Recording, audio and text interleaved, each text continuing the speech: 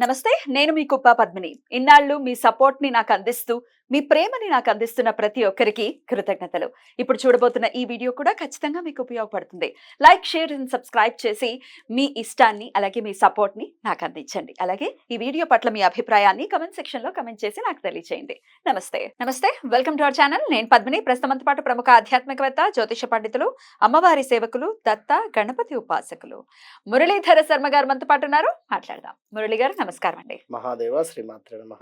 మురళి గారు, కోపం తన కోపమే తన శత్రువు, తన శాంతమే తనకు రక్ష అని ఎంత బ్యూటిఫుల్ గా చాలా చిన్న సామెత రూపాల్లో కానీ పెద్దవాళ్ళు అన్ని చెప్పి ఉన్నారు. అవును. ఎంత శాంతంగా ఉంటే అంత రక్ష ఖచ్చితంగా మనకు మనమే ఏర్పాటు చేసుకోవచ్చు. కానీ వాళ్ళు రేపు బికాస్ ఆఫ్ లైఫ్ స్టైల్ అనుకోవచ్చు, లేకపోతే మనం తినేటటువంటి తిండి వల్ల అనుకోవచ్చు కదా. కోపం అనేది విపరీతంగా పెరిగిపోతుంది. వయసుతో సంబంధం లేకుండా చిన్న చిన్న పిల్లలు కూడా నన్ను విసిగించకు, నా కూతురు విసిగించకు, సతాయించకు నన్ను అంటుంది. అంటే అదేదో ఇమిటేట్ చేస్తుంది అదే అదే పసిపిల్ల. కానీ కొంచెం ఒక 6-7 ఇయర్స్ వచ్చే వాళ్ళకు కూడా ఎంత విసుగు. వింటలేరు. పిల్లలు వినట్లేదు, పెద్దవాళ్ళని ఇమిటేట్ చేస్తున్నారు. ఆబ్వియస్ గా పెద్దవాళ్ళు అలాగే ఉన్నారు. ఈ కోపాన్ని కంట్రోల్ చేయాలంటే ఏం చేయాలంటారు? తప్పకుండా మంచి అద్భుతమైనటువంటి రెమెడీ చెప్తాను వీరికి. Excellent remedy. అయితే ఇక్కడ ఫస్ట్ ఆఫ్ ఆల్ ఏమిటి అంటే కొంత సమయాన్ని పిల్లలతో గడపాలి ఖచ్చితంగా కూడా. ఎందుకంటే ఇవాళ ఉండేటువంటి సందర్భాలలో తల్లి బిజీయే, తండ్రి బిజీయే. ఎందుకు అంటే జాబ్ రీత్యా, ఉండేటువంటి బాధ్యతల రీత్యా, ఈ నెల నెల ఉండేటువంటి ఈఎంఐల రీత్యా తప్పదు. Yeah. కనుక ఎంతో కొంత సమయాన్ని పిల్లలకు కేటాయించి మనం ఎప్పుడైతే వారిని కొడుతున్నామో, అంటే దెబ్బలు, నువ్వు వినట్లేదు అని కానీ, వారు ఇంకా మొండిగా కావడానికే ఆస్కారం ఉంటుంది.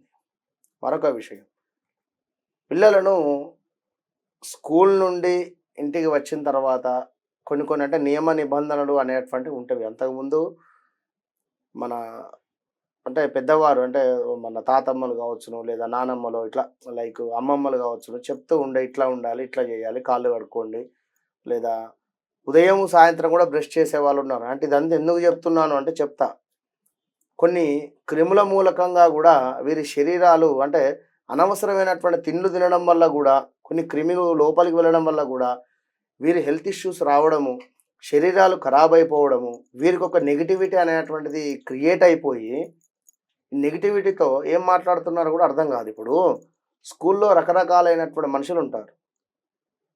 ఇందులో కొందరు కొన్ని రకాలైనటువంటి ఫుడ్ తింటే మరికొందరు ఒక రకమైనటువంటి ఫుడ్ తీసుకుంటారు. తెలుసో తెలియకనో, అంటే కొంత నెగిటివ్ అనేటువంటిది ఉంటుంది అక్కడ, పిల్లల ద్వారా ఇంటికి కూడా వస్తుంది. కనుక వారు స్కూల్ నుంచి నేరుగా, అంటే ఈ విషయం ఎందుకు అంటే స్కూల్ నుండి నేరుగా గప్చుప్ బండి దగ్గరకా లేదా మరి ఇంకెక్కడికో వెళ్ళి ఈ పిల్లలు ఈ తినడం మూలకంగా కూడా కొంత హెల్త్ ఇష్యూస్, దీంతో పాటుగా ఇబ్బంది కూడా ఉంటుంది. ఇక అంటే ఈ ఫుడ్ విషయంలో కూడా చెప్తే వినరు. మీరు నమ్మరు, నాన్ వెజ్ తినేటువంటి వారు కొంత క్రూరంగానే ఉండే పరిస్థితి ఉంటుంది. అరవడం కానీ, అంటే స్వభావం కొంత వేరే రకంగా ఉంటుంది. అంటే ఇందులో వారి మెడిటేషన్ కానీ, లేదా వారి వయసు రీత్యానో ఇంకా మరొకటో అది వేరు. డైలీ 100 గ్రామ్స్ చికెన్ తీసుకునేటువంటి వారు కూడా ఉన్నారు నా దగ్గరికి వచ్చేటువంటి క్లయింట్స్లో.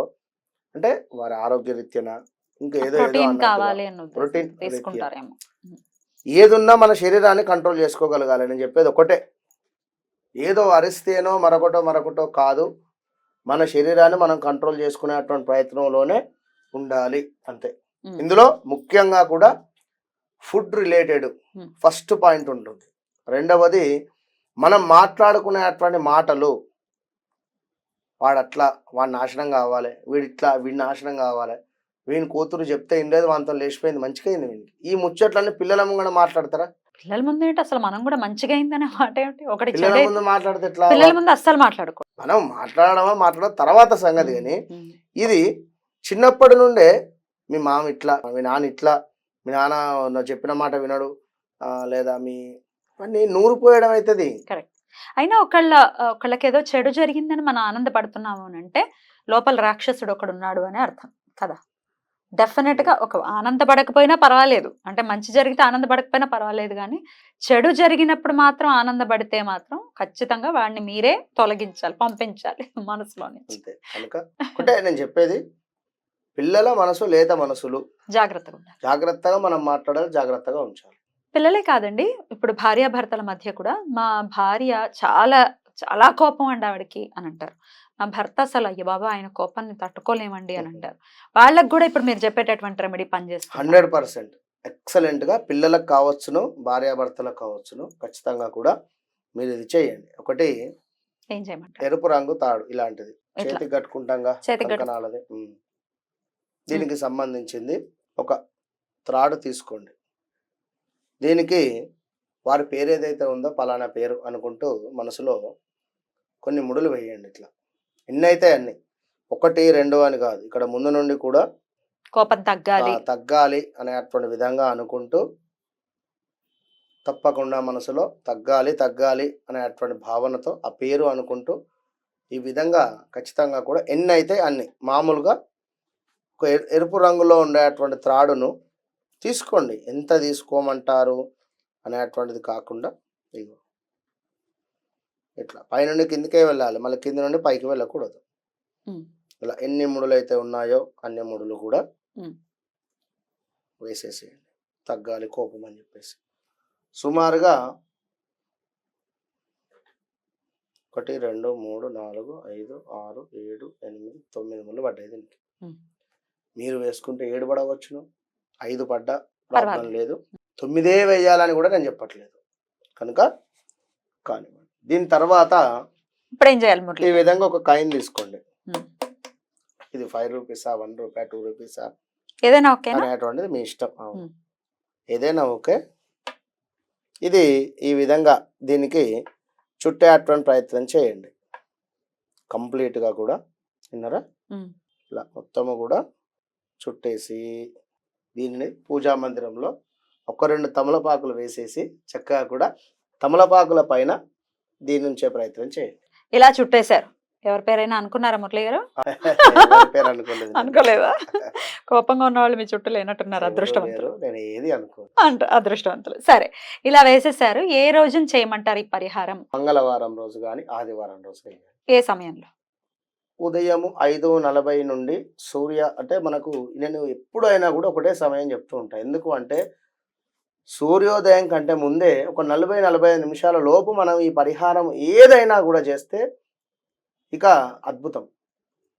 ఎప్పుడైనా ఉదయం 4:30 to 5:30 లోపు చేసేటువంటి పూజ కానీ, చేసేటువంటి జపం కానీ, చేసేటువంటి ఏదైనా ఒక సంకల్పం కానీ ఎక్సలెంట్ ఉంటుంది. ఇక దీని తర్వాత మనం చెస్ ఆడుకోవచ్చు. ఖచ్చితంగా చెప్తున్నా, ఈ టైంలో ఎవరైతే లేచి మీరు జపాలు కానీ, పూజలు కానీ, సంకల్పం కానీ చేసుకున్న తర్వాత విత్ ఇన్ 11 daysలో మీ ముఖంలో ఎంతటి గ్లో వస్తుంది, లేదా అసలు ఏమిటి అన్నది మీకు అర్థమవుతుంది. అంతే. బ్యూటిఫుల్ అండి. అయితే అది తమలపాకుల మీద పెట్టేసి దేవుడి గదిలో పెట్టేయమన్నారు కదా? దీపారాధన దీపారాధన. దీపారాధన చేసి ఖచ్చితంగా వారి పేరు ఏదైతే ఉందో మనసులో అనుకొని ఖచ్చితంగా ఈ ఈగోయిజం ఏదైతే ఉందో, ఈగోనే వాస్తవానికి తగ్గుతుందా? 100% తగ్గేటువంటి పరిస్థితి ఉంటుంది. కొంత గొడవలు కాకుండా సద్దుమణిగేటువంటి పరిస్థితి ఉంటుంది. ఖచ్చితంగా చేయండి, తప్పకుండా రిజల్ట్ ఉంటుంది.